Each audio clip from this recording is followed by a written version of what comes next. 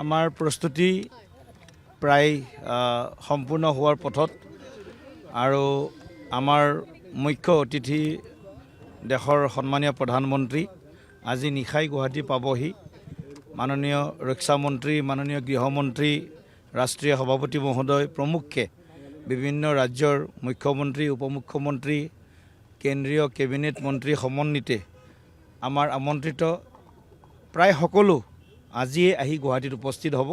কাইলৈ 2-4জন হয়তো সন্মানীয় জ্যেষ্ঠ নেতা আহিব আৰু আমি তাৰ কাৰণে সম্পূৰ্ণ প্ৰস্তুতি কৰিছোঁ আৰু কিছু বাকী আছে। আজি ভিতৰত এইখিনি সম্পূৰ্ণ হৈ যাব।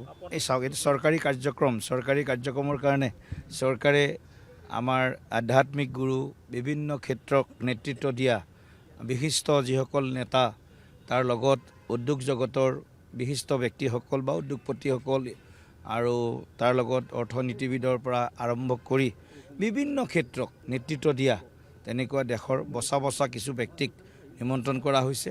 সেই সকলো ইয়াত উপস্থিত হ'ব আৰু নিশ্চিতভাৱে কাইলৈৰ শপত গ্ৰহণ অনুষ্ঠান ভাৰতৰ ৰাজনৈতিক ইতিহাসত বা অসম উত্তৰ পূৰ্বাঞ্চলৰ ৰাজনৈতিক ইতিহাসত প্ৰধানমন্ত্ৰী নৰেন্দ্ৰ মোদী ডাঙৰীয়াৰ উত্তৰ পূবৰ প্ৰতি যি নীতি, পূবলৈ চোৱা নহয়, পূবলৈ চাই পূবৰ কাৰণে কাম কৰা যিটো নীতি, এই নীতি এক্ট ইষ্ট এক্ট ফাষ্ট, এই এক্ট ইষ্ট এক্ট ফাষ্ট নীতিৰ যি আমি দেখিছোঁ ৰাইজৰ সঁহাৰি আৰু মুখ্যমন্ত্ৰী ডক্টৰ হিমন্ত বিশ্ব শৰ্মা ডাঙৰীয়াই যিদৰে 5 বছৰত তেখেতে ৰাজ্যখনৰ সৰ্বাংগীন উত্তৰণৰ কাৰণে কাম কৰিলে আৰু এই 5 বছৰ আমাৰ যি প্ৰতিশ্ৰুতি আছে, সংকল্প পত্ৰ বা মেনিফেষ্টোত আমি যিবিলাক বিষয় উল্লেখ কৰিছোঁ, প্ৰতিটো বিষয় প্ৰাথমিকতাৰ আধাৰত পৰ্যায়ক্ৰমে এটা এটাকৈ ৰূপায়ণ কৰাৰ বাবে আমাৰ চৰকাৰে কাম কৰিব।